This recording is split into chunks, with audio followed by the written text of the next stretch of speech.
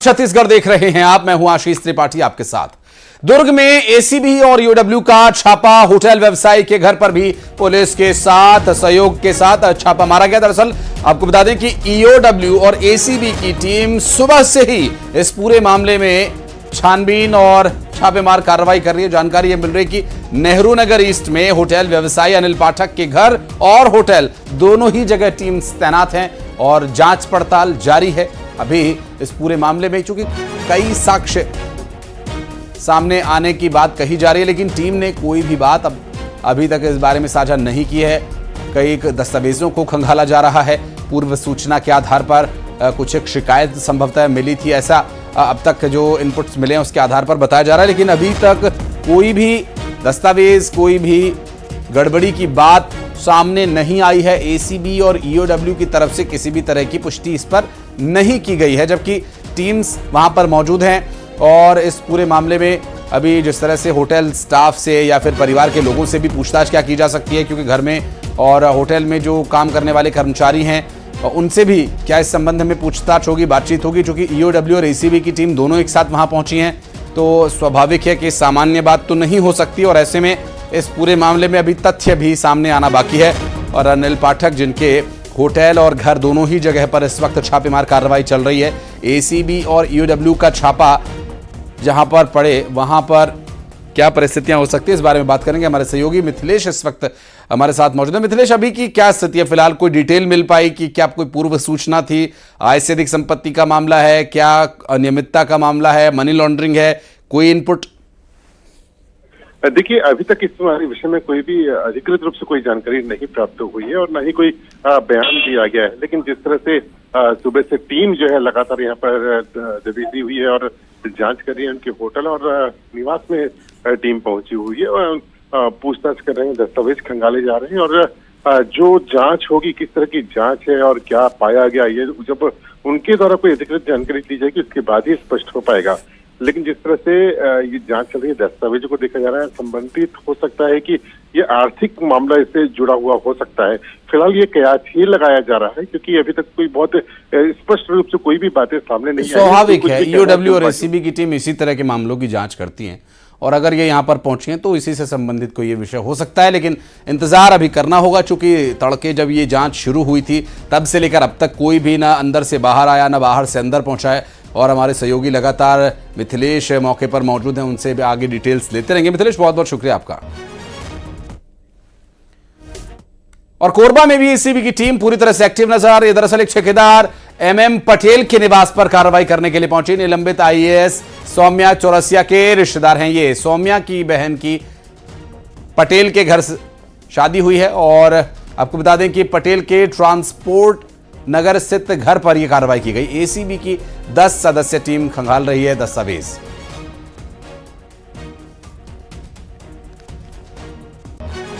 और अब्दुल असलम हमारे सहयोगी हमारे साथ जुड़ गए हैं। अब्दुल, अब ये रिश्तेदारी होने की वजह से जांच हो रही है या फिर इनका अलग कोई मामला है? एसीबी की टीम छापेमारी करने पहुंची है कोरबा?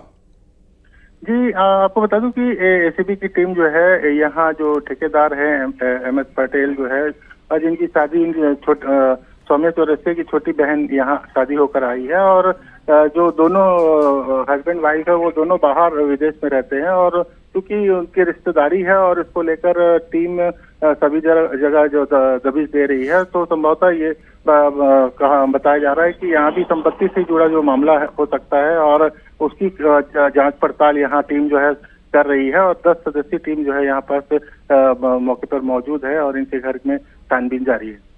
बहुत शुक्रिया अब्दुल इस पूरे मामले पर जानकारी देने के लिए।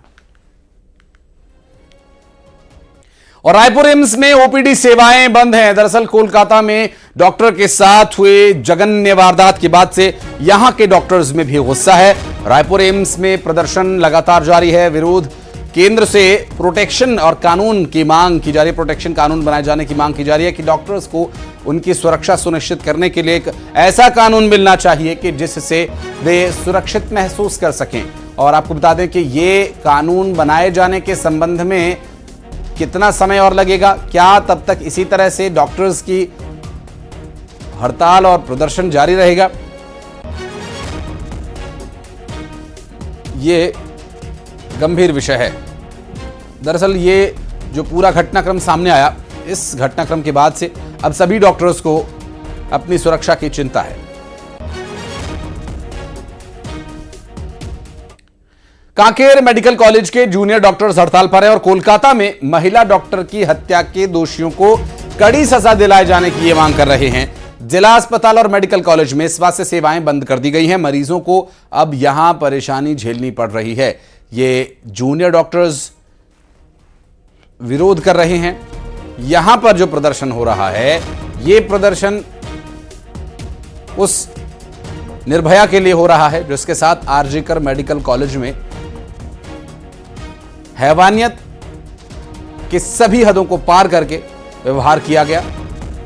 न सिर्फ उसके साथ दुराचार किया गया बल्कि उसकी निर्मम नृशंस हत्या भी कर दी गई। कांकेर में अब उस निर्भया के समर्थन में और दोषियों के खिलाफ कार्रवाई किए जाने की मांग की जा रही है। वहाँ पे कोलकाता में हुआ आरजेकर मेडिकल कॉलेज में, तो हम उससे काफी डर गए हैं। हमारे जो स्टूडेंट्स हैं वो डर गए हैं कि मतलब आगे जाके वो डॉक्टर बनने से भी डरेंगे, कि असुरक्षित महसूस कर रहे हैं सब कि कैसे होगा आगे जाके अगर यही हाल रहा तो। हमेशा से कई वर्षों से डॉक्टर और नर्सों के साथ हिंसा होते आ रही है। हम कई बार विरोध प्रदर्शन करते हैं, लेकिन हम सेवा भावना से कई बार चुप हो जाते हैं। ओपीडी बंद करते हैं, इमरजेंसी चालू रहती है। आज भी वैसा ही है, लेकिन अभी की जो घटना है वो सभी को स्तब्ध कर देता है। इससे बुरा क्या हो सकता है? एक महिला डॉक्टर जो 36 घंटे से ड्यूटी कर रही है, उसके साथ उसी अस्पताल में रेप हो जाता है, फिर मर्डर हो जाता है। तो सबसे पहला हमारा ये मुद्दा है कि इंसाफ चाहिए, कड़ी से कड़ी जांच हो।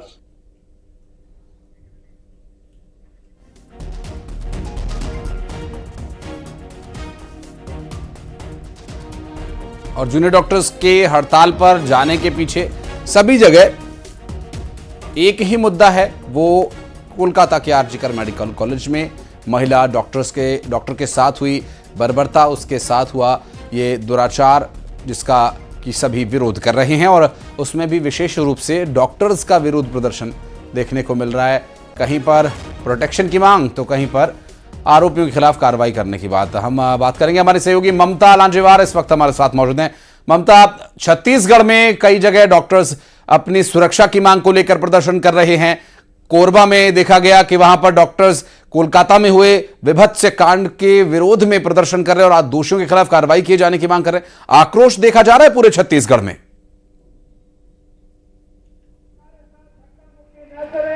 हम लोग गाय माता की रक्षा के लिए आए हैं। आप भी हमारे साथ कलेक्टर ऑफिस में चले, क्योंकि ये मुद्दा आम जनता का मुद्दा है, ये हमारी मां का मुद्दा है। इसमें हम पुलिस वाले जी ममता, आवाज मिल पा रही है आपको? कि गाय जैसे हमारी मां है वैसे आपकी भी मां है। बिल्कुल, देखिए पूरे कोलकाता में जो है उसके विरोध में पूरे प्रदेश भर के जो डॉक्टर्स हैं वो यहाँ पर प्रदर्शन कर रहे हैं। और एम्स में भी आज ओपीडी बंद रखी गई और इस ओपीडी के दौरान जो है डॉक्टर जो है वो लगातार धरने पर बैठे रहे और उनका कहना था कि कोलकाता में जो ट्रेन डॉक्टर के साथ हुआ वो एक बहुत नृशंसता है। और दूसरी बात अगर हम बात करें तो महिलाओं के जो कार्यस्थल है वो सुरक्षित होने चाहिए। केंद्रीय स्तर पर जो प्रोटेक्शन कानून है वो बनाया जाना चाहिए और इसी को लेकर एम्स में प्रदर्शन किया गया। बड़ी संख्या में एम्स के जो डॉक्टर हैं वो उस वक्त मौजूद थे और उन्होंने आज ओपीडी बनाकर रखी थी। यही नहीं बल्कि ऑल इंडिया मेडिकल एसोसिएशन की तरफ से भी शाम 5:30 बजे जो है वो प्रोटेस्ट रखा गया है। अंबेडकर चौक जो है राजधानी रायपुर के अंबेडकर चौक में ये प्रोटेस्ट किया जाएगा, रैली निकाली जाएगी और राज्यपाल के जरिए जो है राष्ट्रपति के नाम पर ज्ञापन सौंपा जाएगा। तो पूरे प्रदेश भर में अगर हम बात करें तो कोलकाता में जो ट्रेनी डॉक्टर है उनका रेप हुआ और मर्डर हुआ, उसको लेकर लगातार आक्रोश है और लगातार प्रदर्शन दिखाई दे रहे हैं। इसके पहले आईएमए ने अपनी ओपीडी बंद रखी थी। जी बिल्कुल, बहुत शुक्रिया आपका ममता इस पूरे मामले पर जानकारी देने के लिए। और बीजापुर से बड़ी खबर, जहां पर एक हेड कांस्टेबल ने खुद को गोली मार ली। अपनी ही सर्विस राइफल से थाना परिसर में उसने खुद को गोली मार ली। भैरमगढ़ अस्पताल उसे ले जाया जा रहा था और रास्ते में ही उसकी मौत हो गई। आपको बता दें कि ये कांस्टेबल भैरमगढ़ थाने में तैनात था। Head constable Bijapur SP doctor Jitendra Yadav ने इस पूरे घटनाक्रम की पुष्टि की है।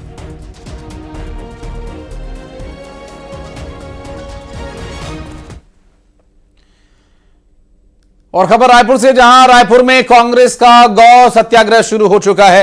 कांग्रेसी कार्यकर्ता गाय का मुखौटा पहनकर निकले हैं, बड़ी संख्या में इकट्ठा हुए हैं। कांग्रेसी कार्यकर्ता गायों को लेकर बारिश में पहुंचे हैं प्रदर्शन करने, और कांग्रेसी कार्यकर्ता गायों का मुखौटा लेकर भी वहां पर प्रदर्शन करने पहुंचे हैं। गौवंशों का मुखौटा ओढ़े ये कांग्रेसी प्रदर्शन कर रहे हैं। से बात करते हैं, ये प्रोटेस्ट कर रहे हैं सर। बिल्कुल, आज पूरे प्रदेश भर में गौवंश की सुरक्षा को लेकर कांग्रेस पार्टी ने गौ सत्याग्रह का आयोजन किया है, जहां हर जिला मुख्यालय ब्लॉकों में किया जाएगा। ये गौवंश की हत्या भारतीय जनता पार्टी की सरकार जब जब भी आती है लगातार हो रही है। उनके लिए सुरक्षा की कोई व्यवस्था नहीं है, उनको देख रेख के लिए कोई व्यवस्थाएं नहीं है। पूरे मवेशी सड़कों पर है, लगातार मौतें हो रही है, दुर्घटनाएं हो रही है। देखिए, ये तो सरकार के निर्णय के ऊपर है। हमारी हर योजनाओं को बदले की भावना से सरकार बंद कर रही है, ये सरकार को निर्णय करना है। जो सड़कों पर गाय आई उसका कारण क्या है? सिर्फ सरकार की अव्यवस्था, सरकार के पास कोई व्यवस्थाएं नहीं है। और खबर कांकेर से, जहां गौठान योजना को बंद किए जाने को लेकर विरोध प्रदर्शन कांग्रेस पार्टी ने शुरू कर दिया है। कांग्रेस का यह आरोप है कि गौठान बंद होने से मवेशी सड़कों पर आकर बैठ रहे हैं। कलेक्ट्रेट मार्ग पर कांग्रेसी कार्यकर्ताओं ने प्रदर्शन किया और पुलिस के साथ झूमा झटकी तक हुई।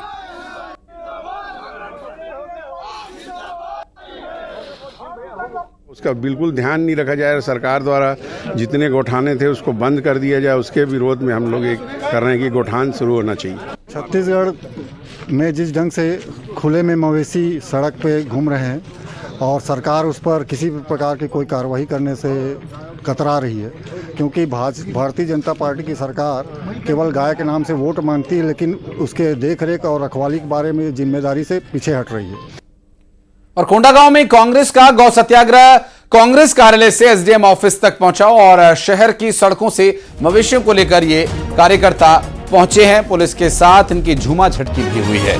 और ये देखिए तस्वीरें यहां, जहां सड़कों से गौवंशों को हाँक कर ले जाया गया एसडीएम कार्यालय।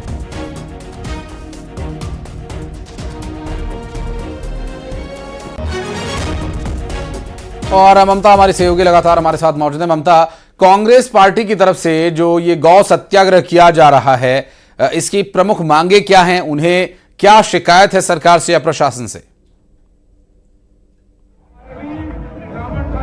बिल्कुल, देखिए पीसीसी अध्यक्ष दीपक बैज यहाँ पर के नेतृत्व में निकला है और यहाँ पर आप देखिए कि बहुत सारे जो कार्यकर्ता है वो यहाँ पर जो है वो गौवंश का जो मुखौटा है वो लगाकर यहाँ पर आए हुए हैं। और आप ये देखिए कि दीपक बैज यहाँ पर खड़े हैं। इसके साथ ही अगर बात करें तो गायों को बड़ी संख्या में लाया गया था, महापौर भी यहाँ पर मौजूद है। देखिए, आज तो छुट्टे जानवर है, गाय को लेकर आज प्रदर्शन किया जा रहा है। जिस तरीके से हमारी जब सरकार थी, हमने गौठान बनाया था, ये सरकार ने गौठान को बंद कर दिया। ये सरकार गाय के नाम पे वोट मांगने का काम करती है, ये सरकार गाय के नाम पे दंगे करवाती है, मगर जब इनकी सुरक्षा की बात आती है तो ये सरकार पीछे हटती है। कांग्रेस पार्टी आदरणीय दीपक बैज के नेतृत्व में ये आज एक बड़ी रैली निकाली गई है। पानी में भी, बरसते पानी में भी आज छत्तीसगढ़ प्रदेश कांग्रेस कमेटी के तमाम कार्यकर्ता आज सरकार के विरोध में सड़कों पर है। निश्चित रूप से आज ये हमारा प्रदर्शन एक जन आक्रोश है, जो गौवंश की हत्या, गौवंश के मौत के खिलाफ में और मवेशियों सड़कों में है, इसके खिलाफ में हमारा ये प्रदर्शन रहा।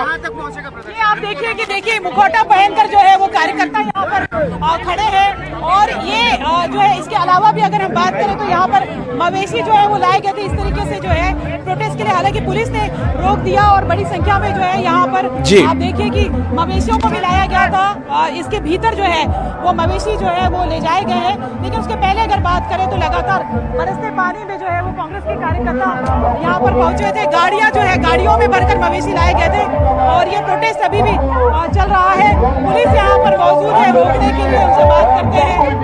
ये कांग्रेस का प्रोटेस्ट हो रहा है सर, कांग्रेस का प्रोटेस्ट हो गया। अभी सब आए थे, अपनी बात उन लोगों ने बताई और एडीएम भी थे साथ में, प्रशासन के द्वारा भी बात सुनी गई है। फिर अब देखते हैं। मवेशी भी लेकर आए थे, मवेशी लेकर आए थे, मवेशी लेके आए थे। उनकी समस्या थी आवारा मवेशियों को लेकर, समस्या को सुना गया प्रशासन के द्वारा भी सुना गया है समस्या को, क्या कर लिया गया। बिल्कुल, आप ये देखिए गाड़ियों में जो है वो यहाँ पर अभी भी कांग्रेस के कार्यकर्ता जो है वो मौजूद है और इसके भीतर जो मवेशी है वो अभी ले जाए गए हैं। पुलिस यहाँ पर रोक दी है। कलेक्टेड जाने वाले थे, लेकिन यहाँ पर आप देखेंगे कि पुलिस की जो फोर्स है वो मौजूद है। जी बिल्कुल, सुरक्षा के लिहाज से भी ये जरूरी है। वहां पर प्रदर्शन हालांकि चल रहा है ममता, बारिश के समय में भी, और नजर आप बनाए रखिएगा। आगे लौटेंगे आपके पास। बहुत शुक्रिया ममता आपका इस पूरे मामले पर जानकारी देने के लिए। और आज से दक्षिण रायपुर विधानसभा उपचुनाव की तारीख का आज ऐलान किया जा सकता है। जानकारी मिल रही है कि रायपुर दक्षिण विधानसभा सीट पर उपचुनाव का ऐलान तारीख का आज हो सकता है। दोपहर 3 बजे के आसपास प्रेस कॉन्फ्रेंस होगी चुनाव आयोग की, और चुनाव आयोग उपचुनाव के बारे में जानकारी दे सकता है।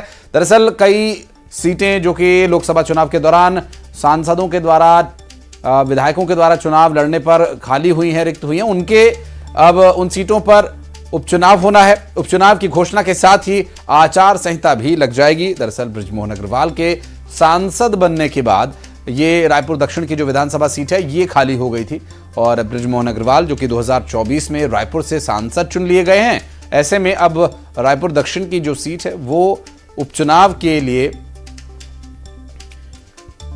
अपेक्षित है। और ऐसे में आज दोपहर 3 बजे लगभग चुनाव आयोग की प्रेस कॉन्फ्रेंस में स्पष्ट होगा कि चुनाव कब होने हैं।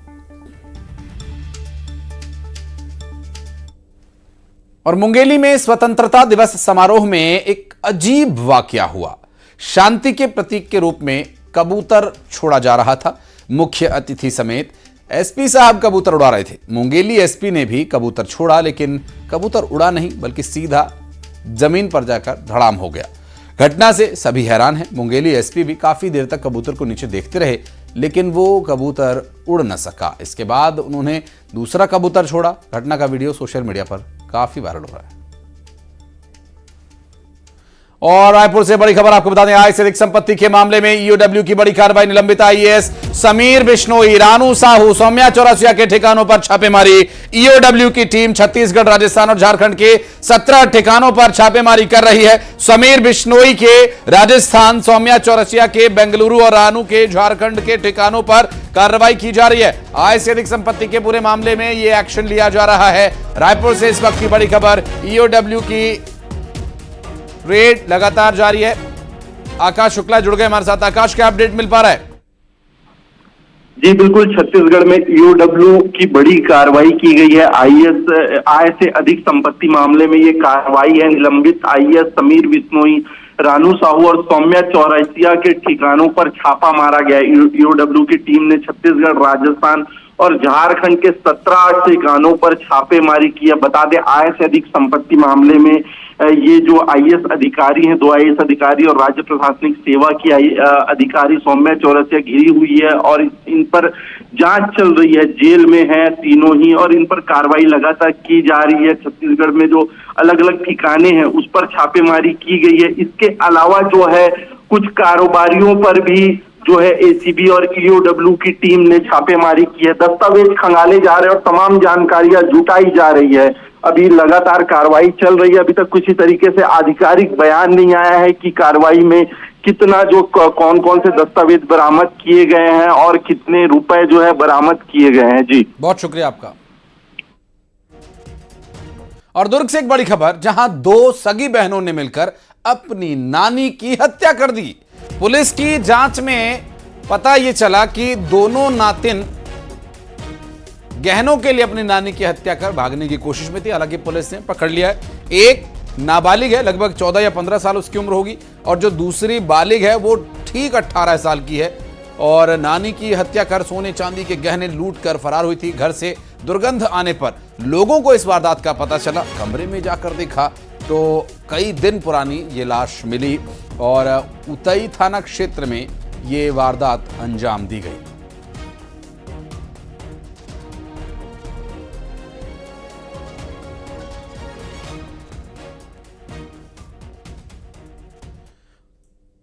और बढ़ते आगे भी इस बड़ी खबर फटाफट अंदाज में।